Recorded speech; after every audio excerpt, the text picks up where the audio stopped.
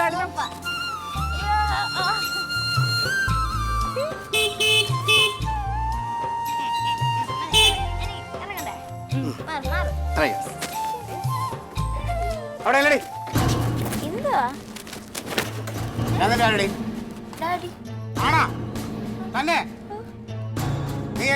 ആരോട് ചോദിച്ചിട്ട് പോയടി?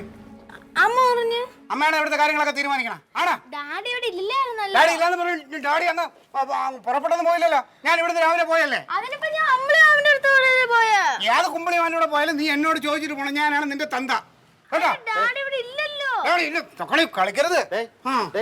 നീ പറഞ്ഞതൊക്കെ ശരി തന്നെ. നിന്റെ അടുത്ത് പറയാതെ പോയ തെറ്റ് തന്നെയാണ്. നീ ഇത്രയും കിടന്ന് ചാടേണ്ട കാര്യം. ഞാൻ എന്റെ കൊച്ചിന്റെ കാര്യമാണ്. ഞാൻ കൊച്ചിന്റെ അടുത്താണ് ഞാൻ ചോദിക്കണത്. നിന്റെ അടുത്ത് ഇവിടെ ആരും അഭിപ്രായം ചോദിച്ചില്ല. അവള് എന്റെ കൂടെ അല്ലടാ വന്നത്. അല്ല നീ ആര്? നീ ഞങ്ങളെ ആര്? ഏട്ടാ എന്റെ കൊച്ചിനെ അങ്ങനെ കണ്ടടന്ന് ഇറങ്ങാൻ കൊണ്ടുപോകാനൊന്നും ഞാൻ ഇവിടെ ആയിരുന്നു അധികാരം കൊടുത്തിട്ടുമില്ല. കേട്ടാ തോന്നിയ ദിവസം കാണിക്കുന്നു. അവളെ പഠിച്ചൊരു നിലയിലെത്തേണ്ട കൊച്ചാ. അതിനെ കൊണ്ട് ഇങ്ങനെ കാഴ്ച വസ്തുവായിട്ട് കൊണ്ട് നടക്കാൻ എന്താടി ഇട്ടേക്കണേ? ചുണ്ടിൽ തേച്ചേക്കണ എന്തുവാടി? ഒരു കാര്യം ഞാൻ പറഞ്ഞിരിക്കാം. ഞാൻ എന്റെ കൊച്ചിനെ വളരെ മര്യാദയായിട്ടാണ് വളർത്തുന്നത്. നീ നിന്റെ പാശ്ചാത്യ സംസ്കാരമൊക്കെ നിന്റെ കയ്യിൽ വെച്ചിരുന്നാൽ മതി. അതിന്റെ ചുണ്ടിൽ അത് വെച്ച് ഞാൻ വാരി പിരുത്ത്. എന്താണ് തക്കളിൻ? നിനക്ക് സമാധാനമായ ആൻസറില്ല. ആണ് എനിക്ക് ഭ്രാന്തടി. എന്താണ് സന്തോഷം?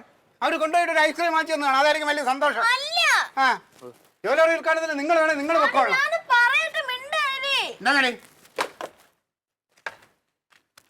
എന്താണ് അവര് വാങ്ങിച്ചു തന്നാ? ആരെ അങ്ങോട്ട് കൊടുത്തേ. അത് ആരും വാങ്ങിച്ചതൊന്നും അല്ല. പിന്നെ കേട്ടാ പറയുന്ന കേക്ക് നാട്ടുകാരുടെ നിന്ന് നറുക്കെടുത്തിട്ടാണ് ഉദ്ഘാടകൻ അവർ സെലക്ട് ചെയ്തത്.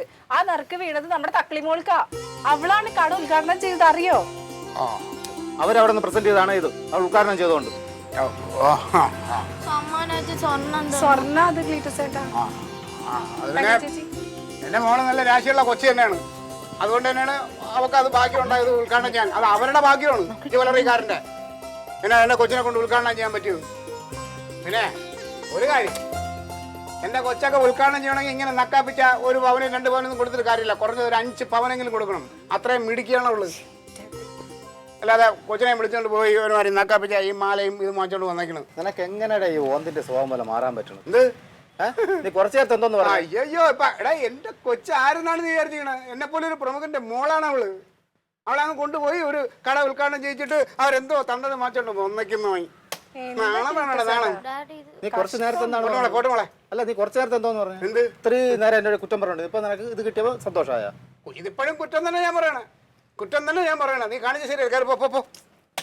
പിന്നെ ഇത് ഇപ്പൊ ചെയ്തിരിക്കട്ടെ. ഇനി മേലാൽ ഇത് ആവർത്തിക്കല്. ഇതൊന്നും ശരിയല്ല. പോ തന്നെടാ നിന്റെ കാര്യം. ഇങ്ങോട്ട് വന്നേ. വർത്താനം കേട്ടോണ്ട് ഇങ്ങോട്ട് വാ. അത് ശരി തന്നെ. നീ പറയാൻ പോലെ അവൻ ഭ്രാന്തി തന്നെ. എന്താ നല്ല സ്വർണ്ണമൊക്കെ ആണ്. 2-2.5 വരും അല്ലേ? ഒരു 50,000 രൂപ കിട്ടുമായിരിക്കും അല്ലേ?